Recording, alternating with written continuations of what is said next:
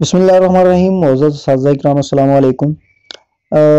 एक साथी ने कमेंट किया था कि इस ऐप से लॉग आउट कैसे हुआ जा सकता है, कोई ऑप्शन शो नहीं हो रहा।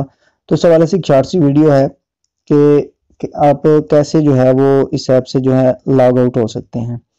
बाज़ दफ़ा कुछ लोगों को लॉग आउट करके, किसी के पास एंड्रॉयड मोबाइल नहीं होता तो किसी दूसरे साथी की जो आईडी है उससे लॉगिन होना पड़ता है, तो इसलिए बाज़ लोगों को मसला दरपेश हो सकता है।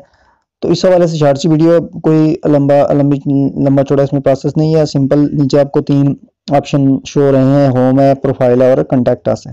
आप प्रोफाइल पे क्लिक करेंगे तो आपको जो डाटा है वो शो हो जाएगा, और ऊपर राइट कॉर्नर पे जो एरो का निशान है आप उसे क्लिक करेंगे तो लॉग आउट हो जाएंगे। ये एक सिंपल सा तरीका है। तो वीडियो देखने का शुक्रिया। वीडियो पसंद आए लाइक करें, शेयर करें, चैनल को जरूर सब्सक्राइब करें। अल्लाह हाफिज़।